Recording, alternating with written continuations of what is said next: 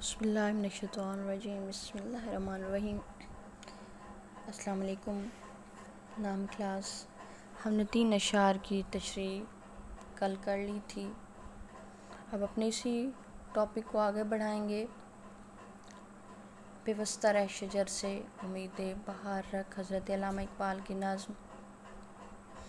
میں نے سب سے پہلے آپ کو بتایا تھا کہ یہ علامتی نظم ہے جس میں شاعر نے قوم کے لیے شجر اور قوم کے افراد کے لیے، فرد کے لیے ڈالی کی بات کی ہے، اور پھر وہ کیا کہتا ہے کہ شجر سے جڑے رہو، یعنی اپنی قوم سے جڑے رہو، اور اس طرح تم امید رکھ سکتے ہو کہ بہار کبھی آئے گی، تمہارے یہ خراب حالات، تلخ حالات یہ دور ہو جائیں گے اور مشکلات ختم ہو جائیں گی۔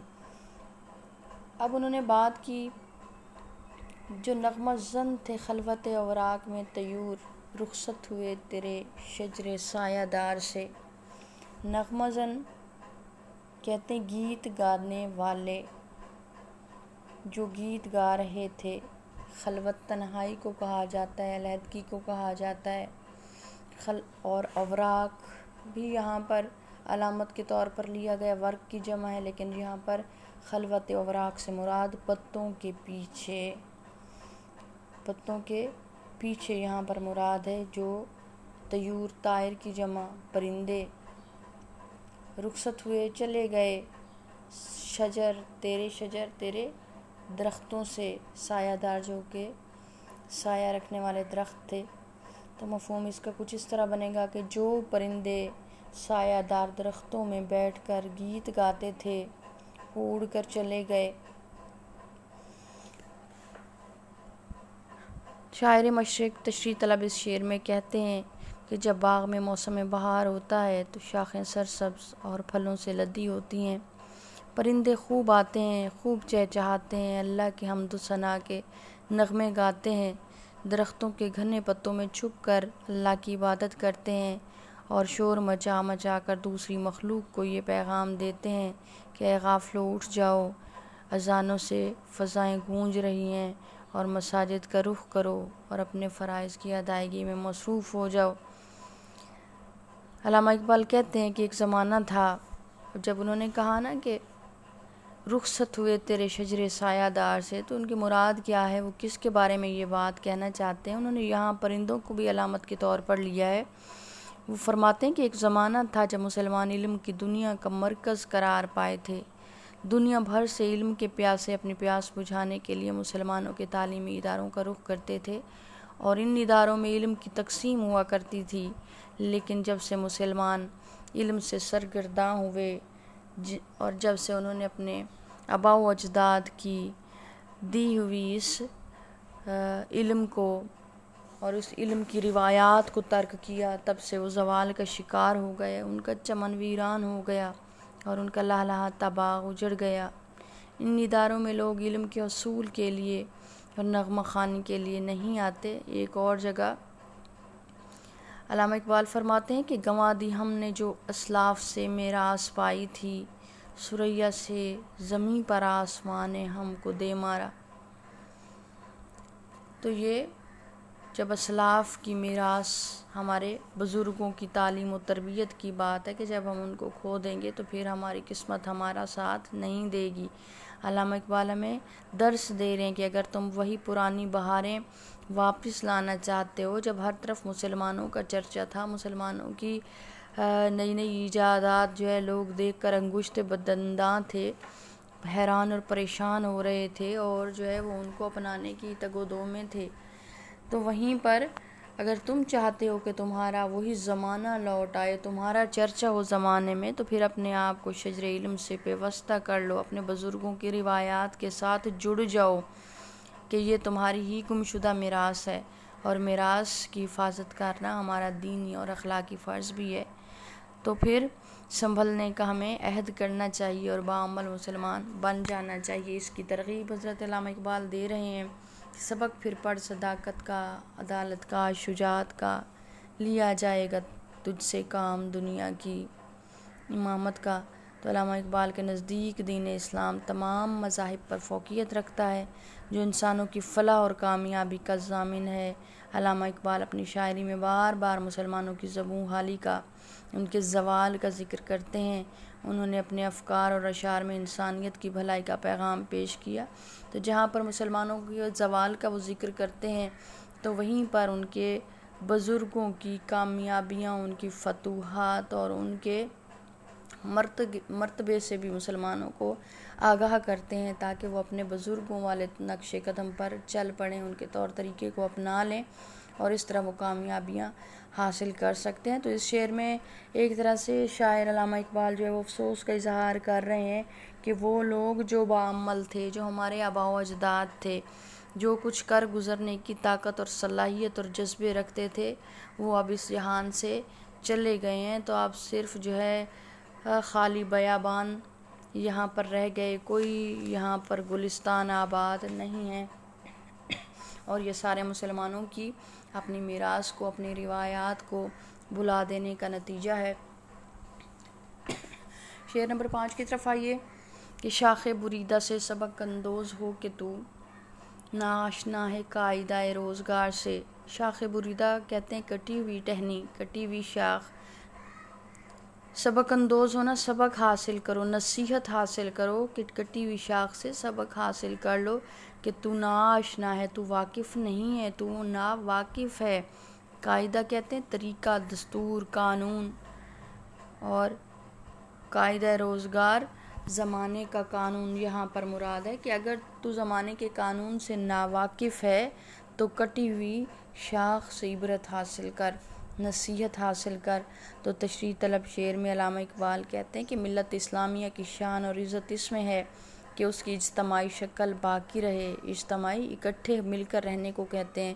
اگر اتحاد و اتفاق برقرار نہ رہا تو تنہائی اور ذلت ان کا مقدر ٹھہرے گا۔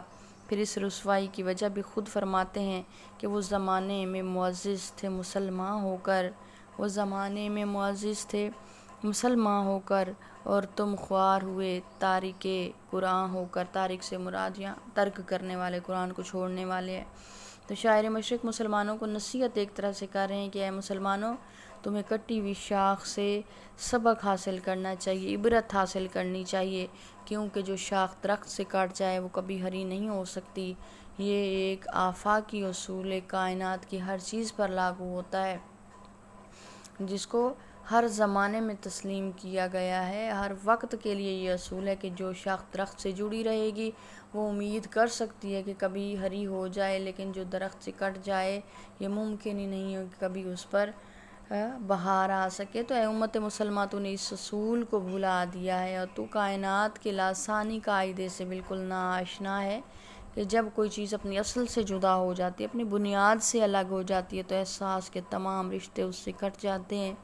جیسے ہمارا پورا جسم آپس میں مربوط ہے، اگر ایک انگلی کٹ کر الگ ہو جائے تو پورے جسم میں درد محسوس ہوتا ہے، جبکہ کٹی ہوئی انگلی تمام احساسات سے محروم ہو جاتی ہے، اس کی کے اندر درد نہیں ہو رہا ہوتا۔ دوسرا یہ کہ پھر انگلی وہ کوئی کام نہیں کر سکتی اپنے طور پر۔ علامہ اقبال ایک طرح سے ناصحانہ انداز میں، نصیحت کرنے والے انداز میں سمجھا رہے ہیں کہ اے مسلمانوں، دین اسلام کو ہمیں شجر اسلام اور مختلف ممالک کو اس کی شاخیں سمجھنا چاہیے کہ اگر کوئی مسلم ملک اپنے اس شجر سے جدا ہوگا تو اس کی حیثیت بھی اسی شاخ جیسی ہوگی جو اکیلی اور تنہا ہو جاتی ہے۔ دراصل مثالیں ہمیں اپنے آپ کو جو ہے نصیحت حاصل کرنے کے لیے دی جاتی ہیں۔ تجربہ ان مثالوں کی بدولت مستحکم ہوتا ہے، مضبوط ہوتا ہے، اس لیے ہمیں کٹی ہوئی شاخ سے نصیحت پکڑنی چاہیے اور اپنے آپ کو دین اسلام کے ساتھ وابستہ رکھنا ہوگا۔ ہمیں اپنے اسلاف کے افکار اور اعمال کے ساتھ پیوستہ رہنا ہے، تب جا کر ہم اپنے اسلاف کے جانشین کہلانے کے حقدار ٹھہریں گے۔ شاعر مشرق اپنی مشہور نظم ایک شمع و شاعر، اس میں کہتے ہیں کہ اپنی اصلیت پہ قائم تھا تو جمعیت بھی تھی، چھوڑ کر گل کو پریشان کارواں تو ہوا۔ تو یہ انسان کو اس شعر میں بھی مسلمانوں کو، اس دور کے مسلمان جس طرح ان میں نفاق پیدا ہو گیا تھا، اتفاق کی کمی تھی، اتحاد نہیں رہا تھا، وہ ایک دوسرے کے دشمن بنے ہوئے تھے، جس سے جو ہے ہندو اور انگریز فائدہ اٹھا رہے تھے، تو اس دور میں وہ مسلمانوں کو اکٹھا ہونے کا درس یہاں پر دے رہے ہیں اور عبرت دلا رہے ہیں کہ الگ ہو گئے تو تمہاری کوئی حیثیت باقی نہ رہے گی، کیونکہ یہ دنیا کا قانون ہے کہ جو الگ ہو گیا وہ ختم ہو گیا۔ آبرو باقی تیری ملت کی جمعیت سے تھی، جب یہ جمعیت گئی دنیا میں رسوا تو ہوا۔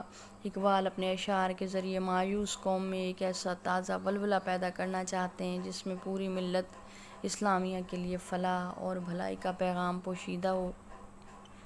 آخری شعر کی طرف آتے ہیں۔ ملت کے ساتھ رابطہ استوار رکھ، پیوستہ رہ شجر سے امید بہار رکھ۔ ملت مذہب کی بنیاد پر لوگوں کا اکٹھا ہونا، لوگوں کا گروہ رابطہ تعلق کو کہا جاتا ہے۔ استوار کرنا، قائم کرنا، مضبوط بنا دینا، پیوستہ جڑا ہوا ملا ہوا ہونا، رہنا، تو ملت کے ساتھ تعلق برقرار رکھتے ہوئے پھر بہار کی امید بھی رکھی جا سکتی ہے۔ اس لیے ملت کے ساتھ جڑے رہو تاکہ بہار آ سکے۔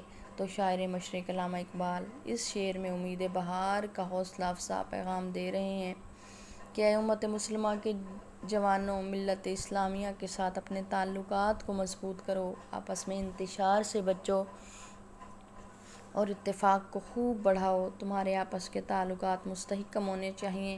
اے مسلمانوں، شجر اسلام کے ساتھ پیوستہ رہو اور دلوں کو امید بہار سے پر رکھو۔ نا امیدی اور مایوسی کو اپنے قریب بھی نہ آنے دو، اور پھر اس کا نتیجہ یہ ہوگا کہ اسلام کا یہ تناور درخت پھلوں سے لد جائے گا۔ ان پھلوں کے اندر موجود بیجوں سے نئے پودے اگیں گے اور یہ باغ کی صورت اختیار کر جائیں گے۔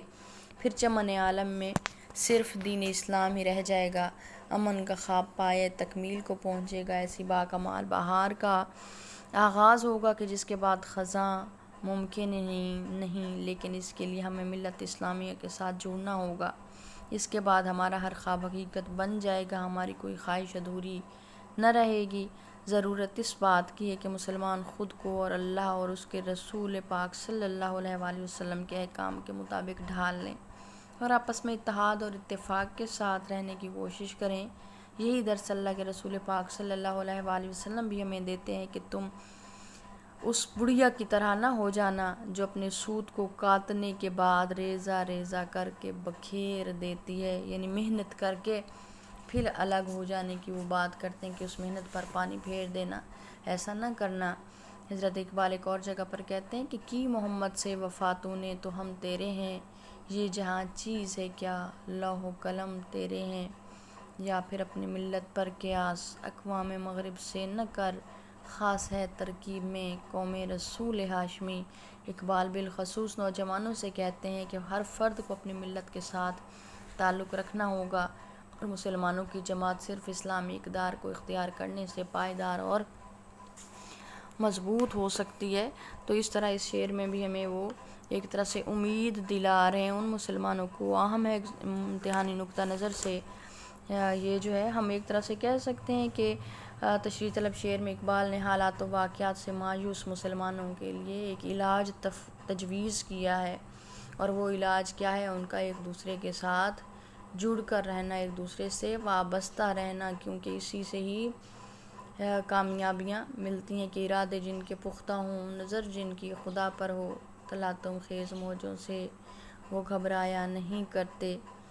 تو یہاں پر وہ ہمیں اجتماعیت کا، اکٹھے ہونے کا درس دے رہے ہیں، اور اسلام دراصل ہے ہی اجتماعیت کا مذہب۔ اس کا نظام معاشرت دیکھ لیں، معیشت کا نظام دیکھ لیں۔ معاشرت کیا ہے؟ ہمارے جہاں ہم رہتے ہیں وہ ہمارا معاشرہ ہے، اس کا نظام، اس کے جتنے ادارے ہیں، چاہے تعلیم کا ہے، چاہے مذہب کا ہے، چاہے صنعت کا ہے، چاہے معیشت کا ہے، تو ہر جگہ اجتماعیت نظر آتی ہے اور اجتماعیت کی بات سامنے آتی ہے۔ اگر نظام زکوٰۃ پر غور کیجئے، وہ کہتے ہیں کہ یہ امیروں کی جائیداد میں فقیروں کو شامل کرنا، یہ نہیں کہ امیر کی جائیداد میں، وہ اکٹھوں کی بات کرتے ہیں، بہت سارے افراد کی بات کرتے ہیں، اور انہی سے مل کر ایک پورا نظام تشکیل پاتا ہے۔ تو لوگوں کو یہاں پر کس چیز کا درس دیا گیا ہے کہ وہ مل کر رہیں، مل جل کر رہیں، اور اپنی ملت سے جڑے رہیں گے تو پھر امید کی جا سکتی ہے کہ ان کے حالات درست ہو جائیں اور وہ جو ہے ایک قوم کے طور پر اپنا ملک حاصل کرنے میں کامیاب ہو جائیں، لیکن وہ اگر الگ ہو گئے، ایک دوسرے سے غداری کے مرتکب ہو گئے، تو پھر ایسا ہوتا نظر نہیں آتا کہ کبھی وہ کامیاب ہو پائیں گے۔ اس کے ساتھ ہمارا یہ بچوں ختم ہوتا ہے۔ آج کا لیکچر انشاءاللہ کل اسی کی ایکسرسائز دیکھیں گے۔ خلاصہ آپ لوگ کر چکے ہو، ان اشعار کی تشریح اچھے سے آپ لوگوں نے یاد کر لینی ہے۔ اللہ حافظ۔